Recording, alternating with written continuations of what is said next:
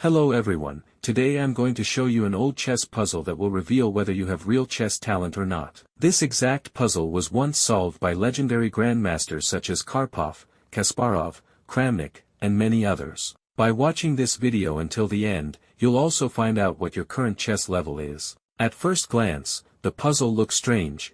There are no kings, and apart from pawns and one queen, there are no other pieces. What can possibly happen here? In fact, it's very simple. Back in the USSR, puzzles like this were used to test players' thinking skills, how they react to stressful and unusual situations, how quickly they make decisions, how they adapt, and so on. Based on these puzzles, coaches selected the most promising talents who later became top players. Kramnik, Kasparov, and Karpov all went through similar tests and solved puzzles like this before being admitted into elite chess schools. So this puzzle has truly stood the test of time. Now, let's put it to the test with you.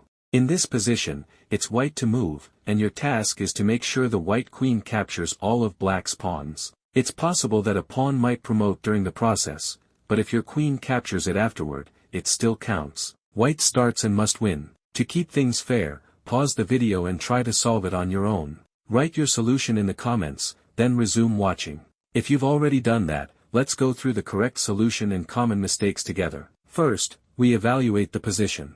Not capturing a pawn right away is usually a bad idea because there are 4 pawns, and the fewer there are, the easier it becomes to stop them. The queen is powerful, but even a queen can struggle to stop multiple passed pawns alone. So we need to decide carefully which pawn to capture first. For example, if we move the queen here, the pawn advances. How do we stop this one, or the neighboring one, or the next? If we start capturing, another pawn promotes. If we don't capture and try to block instead, the pawns can advance together, and one of them will inevitably queen. So naturally, we must capture at least one of black's pawns immediately. Let's examine the move qb3. At first, it looks decent, but black has the strong reply c2, threatening to promote on c1, a square the queen doesn't control, making promotion easier. What can white do here? For example, white can capture the pawn on a3, both capturing and defending simultaneously. But then comes d2, and one of the pawns will promote. We fail to stop them.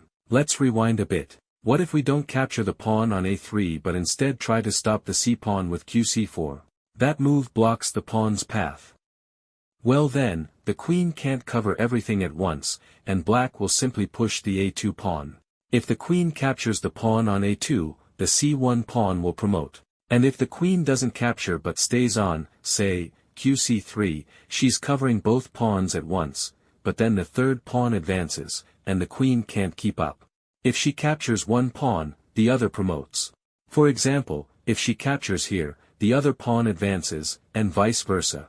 So capturing the pawn on b3 immediately is a mistake because the queen gets stretched too thin and can't stop all the pawns in time. Let's try qd3 instead. After qd3, black can still push c2, and now white has 2 correct replies, qc3 or qd2. Let's examine qc3 first. If black tries b2, white simply captures on c2, and whichever pawn advances next, the queen will take it. If black plays a2, the queen steps in between the pawns, and now neither pawn can promote. If one tries to move, white will capture it. On qd2, the same logic applies. If black pushes b2, white immediately captures the c2 pawn, and whichever pawn advances next, white will stop it. If black pushes a2 right away, then qc1 solves everything.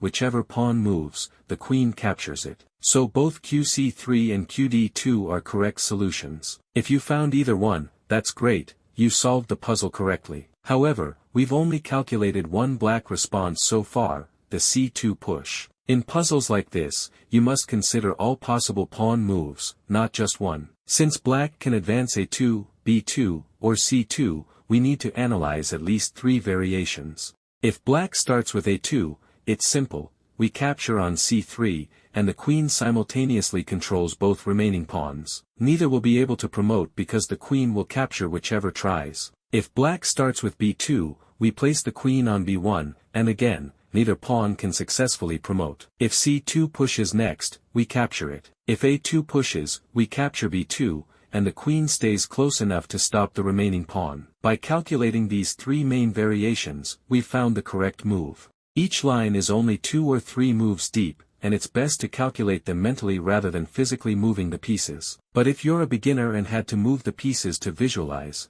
that's absolutely fine. That's part of the learning process.